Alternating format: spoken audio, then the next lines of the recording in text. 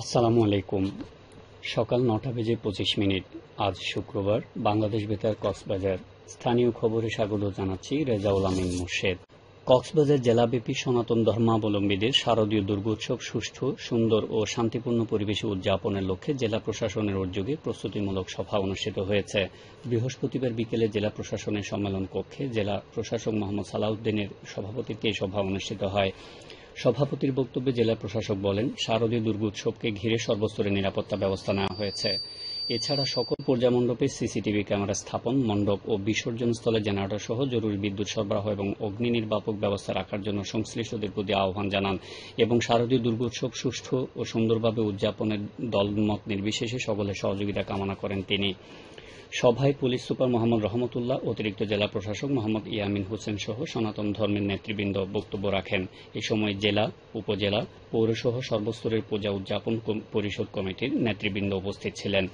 আগামী ৯ অক্টোবর থেকে ষষ্ঠী পূজার মাধ্যমে শুরু হতে যাওয়া এই উৎসবে এবার জেলা জুড়ে ৩২১টি মণ্ডপে দুর্গাপূজা অনুষ্ঠিত হবে, যার মধ্যে ১৫০টি প্রতিমা পূজা এবং ১৭১টি ঘটপূজা।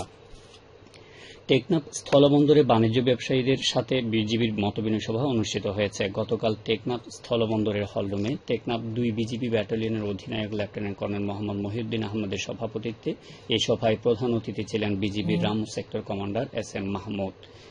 এ সময় তিনি নির্ভয়ে বন্দরের কার্যক্রম চালিয়ে যাওয়ার জন্য ব্যবসায়ীদের প্রতি আহ্বান জানান। তিনি বলেন, বন্দরের সাথে যেকোনো ঝুঁকি মোকাবেলা করতে বিজিবি সর্বদা প্রস্তুত রয়েছে। উল্লেখ্য, গত ১৮ সেপ্টেম্বরের মিয়ানমারের বিদ্রোহী গ্রুপের ছোঁড়া ২টি রাইফেলের গুলি স্থলবন্দরে এসে পড়ে। এতে কেউ হতাহত না হলেও ব্যবসায়ীরা আতঙ্কে ছিলেন। মতবিনিময় সভায় ২ বিজিবি ব্যাটালিয়নের অপারেশন কর্মকর্তা মেজর ইশতিয়াক, বন্দরের প্রশাসনিক কর্মকর্তা মেজর অবসরপ্রাপ্ত এস.এম. আলমগীর, বন্দরের রাজস্ব কর্মকর্তা, ব্যবসায়ী সহ সংশ্লিষ্টরা উপস্থিত ছিলেন। কক্সবাজারে গেল কয়েকদিনের ভারী বর্ষণের ফলে সৃষ্ট বন্যায় ক্ষতিগ্রস্ত মানুষের মধ্যে ত্রাণ সামগ্রী বিতরণ করা হয়েছে। গতকাল পৌরসভার ১ নম্বর ওয়ার্ডের সমিতি পাড়ায় জেলা প্রশাসন ও এমএসআইও এর উদ্যোগে ক্ষতিগ্রস্ত ১১০০ পরিবারের মধ্যে চাল, বিস্কুট, গোড়া দুধ, তেল, ডাল, মসলা সহ নিত্য প্রয়োজনীয় খাদ্য সামগ্রী বিতরণ করা হয়। জেলা প্রশাসনের এনজিও সেলের দায়িত্বপ্রাপ্ত সহকারী কমিশনার নওশের ইবনে হালিম এসব ত্রাণ সামগ্রী বিতরণ করেন। এ সময় এমএসআই সমন্বয়কারী মোজাম্মেল হক, পৌর কাউন্সিলর আক্তার কামাল সহ সংশ্লিষ্টরা উপস্থিত ছিলেন। সারা দেশের ন্যায় কক্সবাজারেও ভর্তুকি মূল্যে ট্রেডিং কর্পোরেশন অব বাংলাদেশ টিসিবির পণ্য বিক্রয় কার্যক্রম শুরু হয়েছে। এর অংশ হিসেবে গতকাল শহরের বার্মিজ মার্কেট এলাকায় টিসিবির নিজস্ব ডিলারের কাছ থেকে ৩০ টাকা কেজি দরে সর্বোচ্চ ৫ কেজি চাল, ১০০ টাকা লিটার দরে সর্বোচ্চ ২ লিটার ভোজ্য তেল ও ৬০ টাকা কেজি দরে সর্বোচ্চ ২ কেজি মসুর ডাল কিনতে পেরেছেন প্রায় ২,০০০ পৌরবাসী। এ বিষয়ে টিসিবির সংশ্লিষ্ট ডিলার জানান, গ্রাহকরা ফ্যামিলি কার্ড অথবা এনআইডি কার্ড দেখিয়ে টিসিবির এসব পণ্য ক্রয় করতে পারছেন। এই কার্যক্রমের আওতায় সারা দেশে ফ্যামিলি কার্ডধারী ১ কোটি পরিবার সাশ্রয়ী মূল্যে চাল, ভোজ্য তেল ও মসুর ডাল কিনতে পারবেন। মহেশখালীতে বিভিন্ন শিক্ষা প্রতিষ্ঠানে স্কাউটিং কার্যক্রম জোরদার করার আহ্বান জানিয়েছেন উপজেলা নির্বাহী কর্মকর্তা মিকি মার্মা।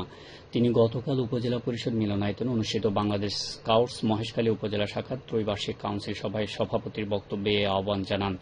এই সময় উপজেলা একাডেমিক সুপারভাইজার মোহাম্মদ ফজলুল করিম ও জেলা স্কাউটস সম্পাদক তপন দে সহ বিভিন্ন শিক্ষা প্রতিষ্ঠানের প্রধান শিক্ষক ও স্কাউটস শিক্ষকগণ উপস্থিত ছিলেন। এতে আগামী ৩ বছরের জন্য উপজেলা স্কাউট সম্পাদক নির্বাচিত হন মহেশখালী আদর্শ উচ্চ বিদ্যালয়ের ক্রীড়া শিক্ষক এম গিয়াসউদ্দিন। এছাড়াও বিভিন্ন পদে অন্যান্যরা নির্বাচিত হয়েছেন। উখিয়ায় কারিগরি দক্ষতা অর্জনের মাধ্যমে উৎপাদিত পণ্যের প্রদর্শনী মেলা অনুষ্ঠিত হয়েছে।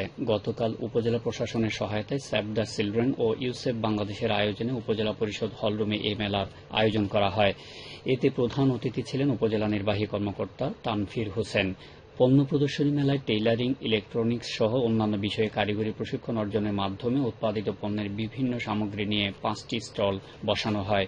মেলায় উপজেলা কৃষি কর্মকর্তা নিজামুদ্দিন সহ অন্যান্যরা উপস্থিত ছিলেন। এখন জানিয়ে দিচ্ছি বাঁকখালী নদীর মোহনা ও সংলগ্ন এলাকার সামুদ্রিক জোয়ার ভাটার সময়সূচি। আজ জোয়ার শুরু হয়েছে সকাল ৬টা বেজে ১২ মিনিটে, চলবে বেলা ১১টা ৪৪ মিনিট পর্যন্ত। ভাটা শুরু হবে বেলা ১১টা ৪৪ মিনিটে, চলবে সন্ধ্যা ৬টা ৩০ মিনিট পর্যন্ত। খবর শেষ হলো। আমাদের পরবর্তী খবর প্রচারিত হবে আজ দুপুর ২টা বেজে ৫৫ মিনিটে।